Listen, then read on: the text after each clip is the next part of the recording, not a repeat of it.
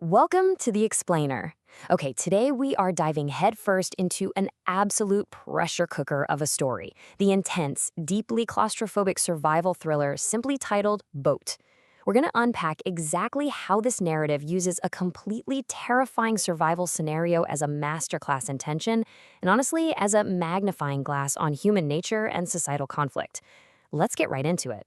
So just imagine this setup. You take 10 complete strangers, throw in a massive, literal, man-eating shark, a British colonial officer desperately clinging to his imperial rule, and, oh yeah, a live war bomb. Now, trap all of them on a tiny wooden boat smack in the middle of the ocean. This isn't just your standard survival story. It's a high-stakes, life-or-death microcosm of an entire world at war, shrinking massive, global conflicts down to just a few square feet of floating wood. To really get why everyone in this story is in such an absolute state of panic, we have to rewind and look at the timeline. In 1939, Hitler ignites World War II. Fast forward to the early 40s, and Japan, allied with Germany, starts aggressively targeting British territories. The war is literally arriving at India's doorstep. You have Japanese planes bombing Colombo, Vizag, and Kakinada. And then, the match that lights the powder keg for our characters. October 11th, 1943, Japanese warplanes begin bombing Madras. 70. That is a massive number here. Following these relentless air raids, over 70% of the population of Madras fled. Just think about that scale of panic for a second. More than 2/3 of an entire city completely overtaken by mass hysteria. Logic completely goes out the window, right? It's this desperate, chaotic exodus that forces our characters out onto the sea. They're fleeing literal fire raining from the sky, only to end up entirely at the mercy of the ocean. What's so brilliant about this setup is how the passenger list acts as a miniature version of 1943 India. You've got Kumar, the native boatman, who's really just trying to protect his family. You have Irwin, the British police superintendent, who is obsessed with enforcing imperial rule even in a crisis. Tossed in an upper caste job seeker, a capitalist moneylender panicking over his properties, a mother absolutely desperate to save her sick child, and Raja, who seems like just a quiet writer. It's a powder keg. Everyone is bringing their own deeply rooted worldview onto this one tiny vessel. You'd think trying not to drown would be the top priority, right? Well, actually, once they're on the water, physical survival kind of takes a back seat to all-out social warfare, and the story shows this raw tension without picking sides. Internally, the passengers are tearing each other apart, arguing over caste supremacy, religious boundaries, even arguing if eating fish to survive is going to pollute their dietary purity. And externally, you've got Irwin, the British officer, who is completely stranded and helpless, yet still demanding a radio and treating the Indian passengers like subjects. Right in the middle of all this toxic bickering, Kumar drops a massive reality check. He grounds the whole situation by declaring, "This is my boat, this is my city." Even while the upper caste passengers and the British officer are constantly talking down to him, Kumar stands his ground. He asserts his fundamental right as a true native of Madras. It's a really powerful moment that asks a big question. Who actually belongs to this land, and by extension, this water? But look, social dynamics aren't their only problem here. The tension spikes the second you realize the sheer physical reality of their situation. This is a fragile, old wooden boat. It was built to safely carry maybe 6, 7 people tops, and they are carrying 10 desperate souls, including a really sick child. The boat is heavily off balance, sitting way too low in the water, and just incredibly vulnerable to the open ocean. And of course, that vulnerability is tested immediately. The first major crisis hits when a Japanese submarine spots them in the distance. The dynamic shifts in a heartbeat. Suddenly, the Indian passengers who resent the British officer have to rely entirely on him to stay alive. They kill the engine. Total silence. Irwin grabs a Japanese flag they happen to have on board and executes a military force signal drill. It's a massive gamble, but it cleverly deceives the submarine into thinking they're allies. But Mother Nature doesn't care about military drills or flags. Because dodging a submarine just wasn't stressful enough, a terrifying new enemy shows up. A massive, man-eating shark starts circling their overcrowded boat.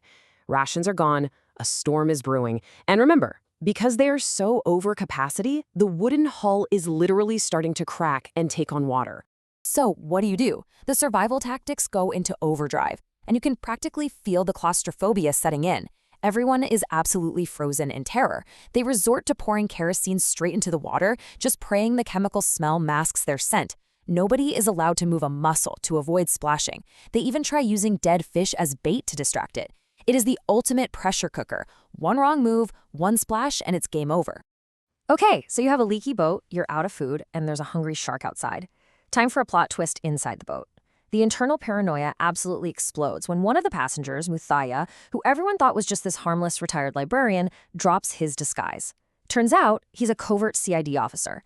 And the reason he's on this specific boat? He has solid intel that a highly dangerous terrorist is hiding right there among the passengers.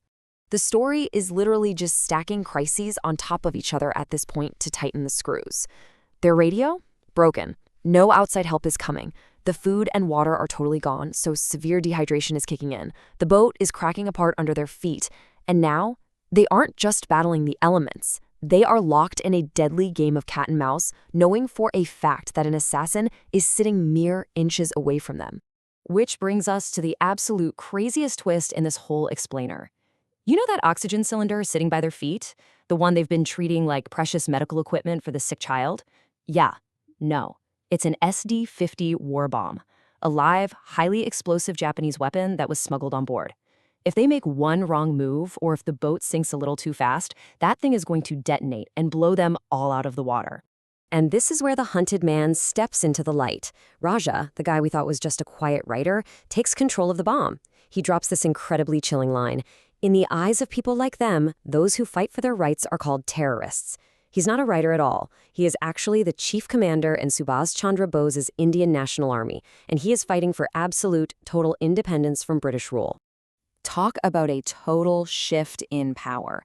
For the first half of this nightmare, Irwin was the one calling the shots with his Webley revolver, a very literal symbol of colonial dominance. But suddenly, that gun is absolutely useless. Raja has his hand on a live SD-50 war bomb. Irwin's threat of immediate execution is completely neutralized by Raja's threat of total mutual destruction. It's an unbelievably tense standoff. But you know, the ocean really doesn't care about political standoffs. The boat is actively sinking now. It's taking on too much water. And this forces the group into the most terrifying, explosive climax possible. They have to lighten the load to stay afloat. So they decide they have to take a vote, a literal democratic vote writing names on scraps of paper, to decide who gets thrown overboard to the sharks so the rest can live. And the results of this secret ballot? Man, they are a dark, tragic reflection of society. When push comes to shove, who do they sacrifice? Kumar gets 5 votes, and his grandmother gets 4. All logic goes out the window, and their deep-seated prejudices completely take over. They target the lowest-class native boatman and an elderly woman, completely ignoring the fact that Kumar is literally the only person on board who knows how to navigate the sea. Faced with this ultimate betrayal from the people they've been trying to keep alive, we get a moment that is both completely heartbreaking and weirdly triumphant. The grandmother looks at Kumar and tells him to summon his inner strength. Refusing to play the victim to this incredibly prejudiced group, they don't wait to be pushed. They voluntarily jump off their own boat straight into the shark-infested waters. They choose to trust the deadly ocean over the people they just tried to save.